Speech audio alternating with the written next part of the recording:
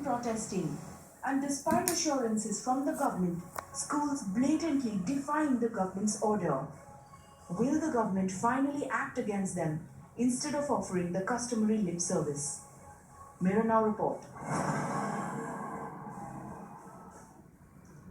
Well, this is the Urban Debate. I'm Faye D'Souza. We're coming back to this story because of government inaction at the centre and at various states. We've been talking about this now for 2 months, highlighting to various governments that action needs to be taken before the school year begins. And we've seen, despite the fact that Prakash Javadekar, the Union Minister of HRD, back in April, on the 29th of April, made a statement saying schools should not be allowed to hike fees in the manner that they're hiking fees right now.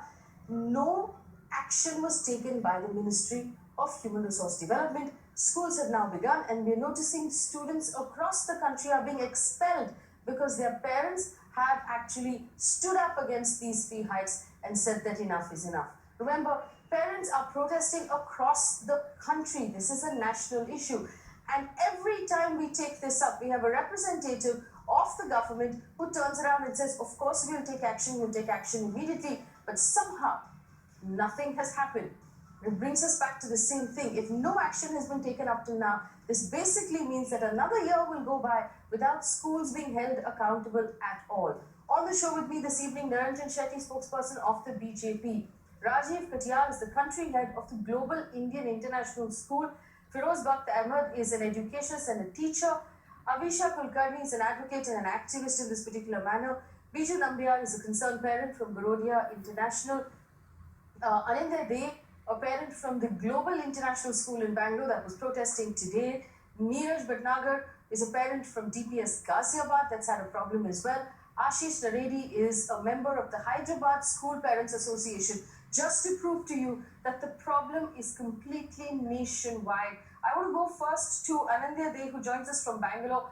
Mr. Dey, what is the problem that you're facing in Bangalore right now, and why were the parents protesting? Did you get any sort of response from the school?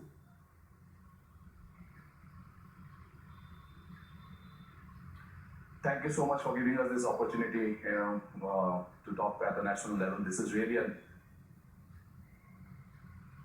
Can you hear me? Yes, I can hear you. Go ahead. Hello, can you hear me? Yeah, thank you so much for giving us this opportunity to talk at the national platform. This is really an issue that has become a national crisis as such. And the primary concern for us as a parent for this particular school was the hike that was made very recently with very, very short notice.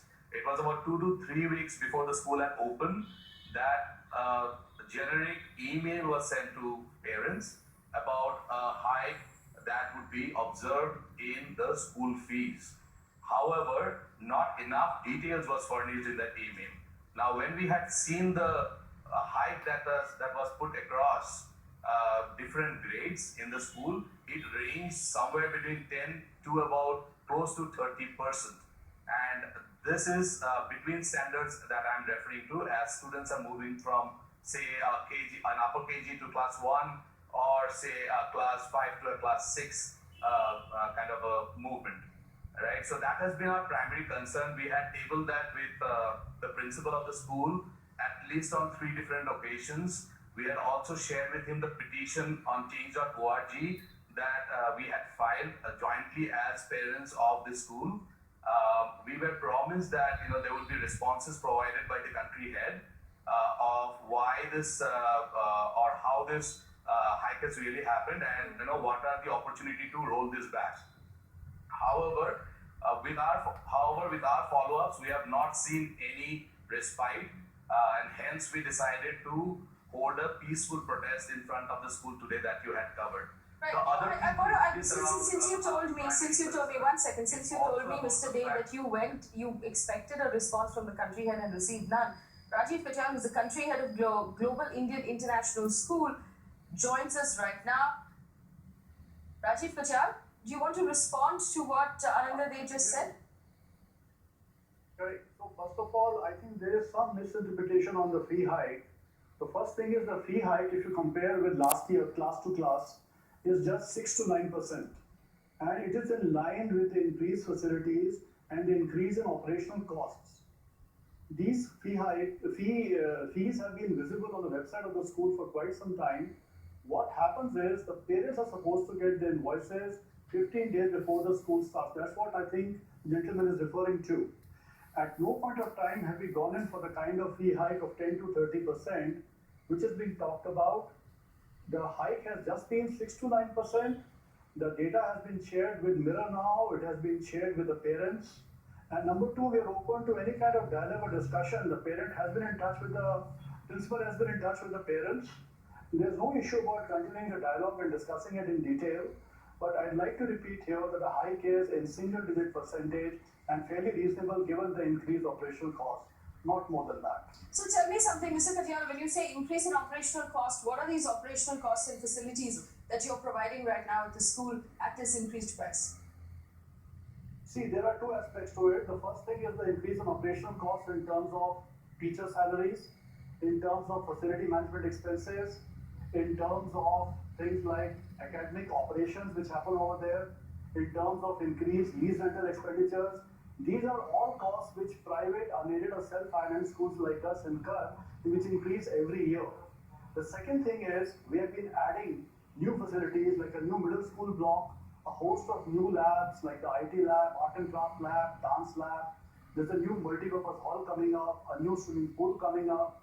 All these are additional costs which come to the the owners of a private unaided school. And because these costs happen, we are forced to go in for a single-digit percentage fee hike, which I think is reasonable. There's no attempt to go for a 10 to 30% hike as is being talked about. There's a question of the interpretation of data, which are open to discuss with the parents. Our doors are open, and we are ready to discuss. There is an increase in facilities, and there's a definite increase in costs. At the end of the day, if you want new swimming pools and you want new facilities, why aren't you prepared to pay the higher fees? Yes, go ahead.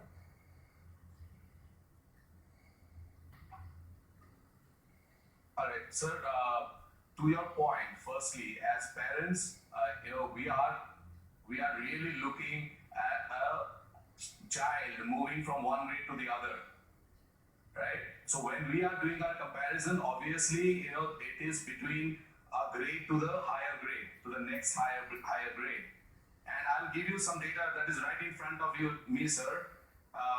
As you have said, that it's only a single-digit hike. Now I'm looking at data based on what parents have paid up till now. Between the year of 2014 and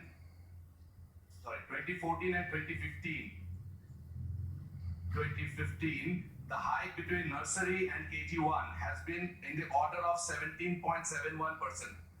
The hike between KG1 to KG2 has been in the order of 8%. The hike between KG2 and grade 1, sir, has been in the order of 21.15%. Our kid doesn't stay in the same class, sir. You know that very well. Our kids are moving upwards only, and obviously that cost is what we would account for. So with all due respect, these are the numbers that are provided based on correct figures, based on invoices that have been generated by the school. All right, I want to bring in the rest of the panel at this point. All right, I want to bring in the rest of the panel at this point because I want to see where everybody else stands. In Niranjan Shetty, I point out to you that this, as you know, is a problem that we've been attempting to address on this channel for over 2 months. We repeatedly get similar answers from members of the